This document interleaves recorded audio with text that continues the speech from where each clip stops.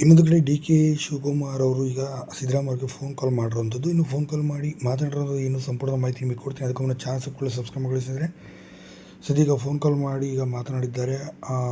ಅವರು ಕೂಡ ಹೇಳಿರೋದು ಇಷ್ಟೇ, ಒಂದೇ ಮಾತಲ್ಲಿ ಅವರು ಹೇಳಿರೋಂಥದ್ದು.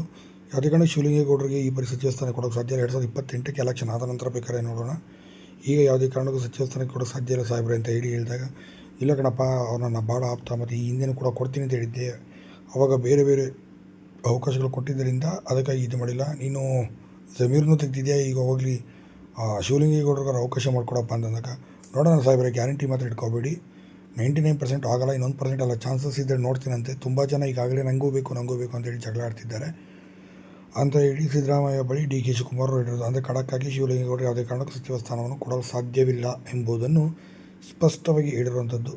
ಇದರಿಂದ ಸಿದ್ದರಾಮಯ್ಯಗೆ ಮತ್ತಷ್ಟು ಕೋಪ ಬಂದಿರುವಂಥದ್ದು. ಕಾದು ನೋಡಬೇಕಾಗುತ್ತೆ ಈಗ ಏನಾಗ್ಬೋದು ಮುಂದೆ ಅನ್ನೋದು. ಮತ್ತು ಡಿ ಕೆ ಶಿವಕುಮಾರ್ಗೆ ಇದರಿಂದ ಏನಾದರೂ ಕಂಟಕ